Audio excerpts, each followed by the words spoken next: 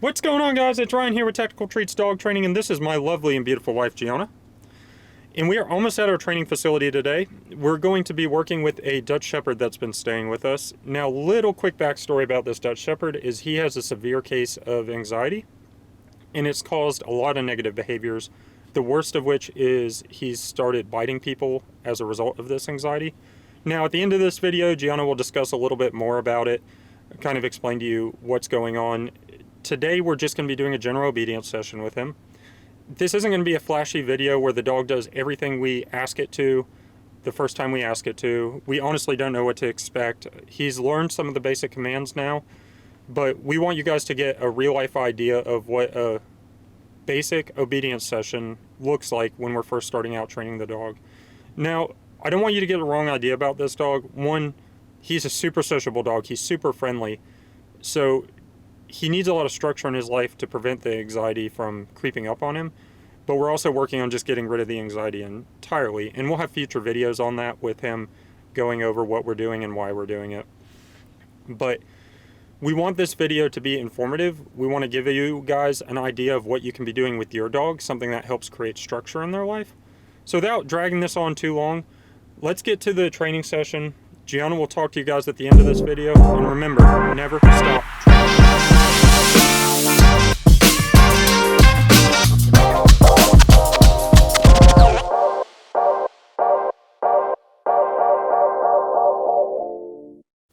What's going on, guys? So I got Lucas here and we're getting ready to kick off our training session. I'm going to start the session like we do almost every training session with some place work. So I'm going to get him a little excited here because he's a little distracted by some trucks that are going by outside. Lucas. Yee! Place. Good. So like we've talked about in our previous video on place work, place is super important for dogs with high anxiety. It teaches them the art to self-soothe, and Lucas also has a really high energy level, so it helps calm him down a little bit, teaches them the art of calmness, and helps with impulse control. So for purposes of this training session in this video, I'm not going to keep him on as long as I normally would. We're going to keep him on for a few more minutes. I'm going to show you guys how to reward properly on place. Yes. And he's going to be on here for about 5 minutes or so. We're going to cut to the next part of the training session. That way you can stay focused on what we're doing and you don't have to sit here and watch them on place for 5 minutes. All right, guys, so we're getting ready to get into crate work now. We're going to play a couple quick crate games to get Lucas more comfortable with the crate. He's doing a lot better now. Sit. Good. Good sit. All right, so to start off, we're going to give him the crate command, toss a treat in there, let him run in there, but we're not going to let him out of the crate until we give him the release command. Lucas, crate. Yes. So starting off, it's going to be acceptable for him to be standing there. We just want him to stay and not release until given the word. Free! Yes! Now, on this next one, I'm going to have him go into a down. I want to treat it almost like he's on the place board, where he's having to learn the art of relaxation, the art of calmness, and enjoy being in his crate a little bit. Sit. Yes. Crate. All right, so now he's in the crate. He's waiting like we asked him to, but he's not laying down. He's not really relaxing. He's just ready to bolt out as soon as I give him the release word. So I'm going to say down. Yes, good. Good. Since we just started working on this, I'm going to take that, but you can see he tested me a little bit. I told him down, he laid down, and then he partially got back up. That's going to be normal when you start training your dog and doing crate games with your dog. Free! Yes! Good boy. Good boy. All right, guys. So now on this repetition of our crate game, I'm going to shut the door fully. With Lucas, he sometimes likes to paw, whine. That anxiety we talked about starts coming out almost immediately once we shut the door. He's doing much better than he was originally, but we're likely to see it again. So let's see what happens here. Crate. Yes, good crate. Down. No. All the way. No. Yes, good boy. So I got him in the down now. We're going to shut the door. We're just going to leave him there for just a minute. We're going to see if he starts wanting to do his whining, his pawing at the crate door. We get a little bit of whining, but... Yep, so if you can hear that whining, that's anxiety starting to kick in immediately from being in the crate and not having a lot of time in a crate throughout his life. So I'm going to wait for a period for him to get quiet. And once he's quiet and calms down, then I'm going to go ahead and release him from the crate. Yes, good. Whee! Good. Sit. We're going to reward him. All right, guys. I want you to be really excited, really happy while you're training your dog. I want you to enjoy it. If you're not enjoying the training, your dog's going to know. It's going to feed through the leash. They're not going to be having a good time. You're going to get frustrated. They're going to get frustrated. It's not going to be as productive. Always be happy. Keep that engagement with them. And really, there's no better way to build a bond with your dog than by training with them. All right, guys, so we've done our place commands. We've done our crate training. Now I'm just going to run through some sits and some downs, and I'm going to drop the leash once I get him into command and hold him responsible for holding that. Good boy.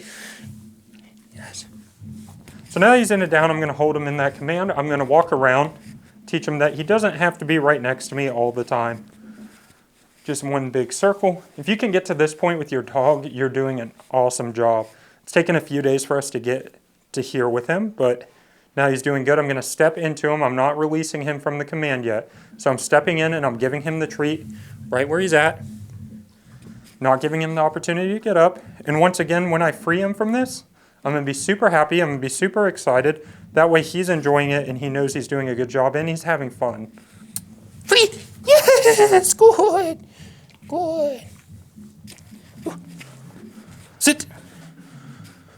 So Lucas commonly likes to go into a down when I put him into a sit, but I'm going to keep him in the sit here. If he goes to lay down, I'm going to come back, correct him, and hold him in that sit position. Good sit. And by saying good sit, I'm reinforcing that he's doing what I've asked him to do. Yes. Bring the treat right into him like we've discussed before. Walk around, create a little bit of that separation. Now, them watching you is perfectly normal. I actually enjoy it because he's still engaged with what I'm doing. We've seen earlier throughout this training that he likes to get distracted by noises outside, by Gianna behind the camera. So this is about his max time limit we've had him at so far while training. So I'm going to release him and be super excited. Free! Yes! Real quick, what I want to talk about is keeping structure in his life. With anxiety and his bite history, when his anxiety is acting up, I want to keep him structured. I want to prevent him from ever getting into that phase where he feels the need to bite. So if we can really get our general obedience training down, we can prevent him from getting into that red phase where he may end up biting another person. All right, guys, so we're ending this training session. As I've talked about in previous videos, I really like to keep these sessions between 5 and 10 minutes. So I'm going to talk to you guys about a few quick things, but before I do that, I'm going to put them on place.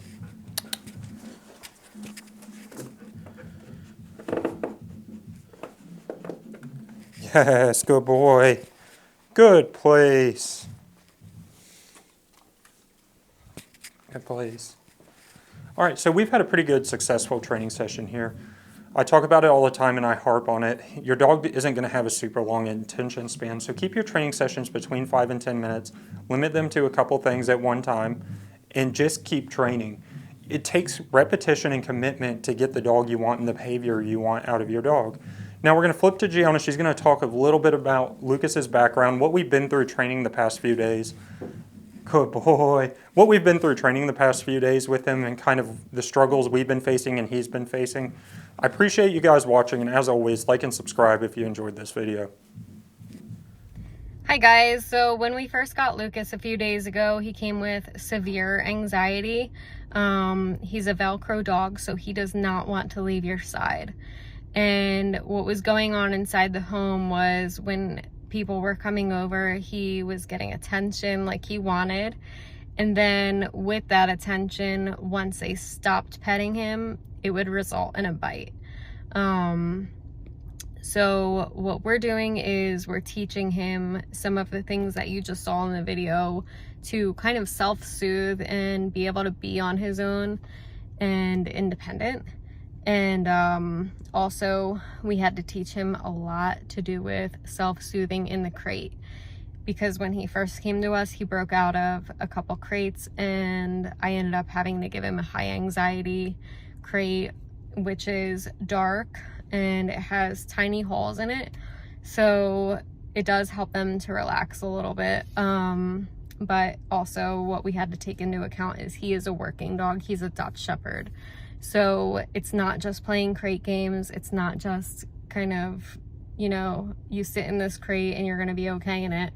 We also have to do a lot of mental stimulation before he goes in the crate. It wasn't easy getting him used to the crate. He did want to break out every time we put him in.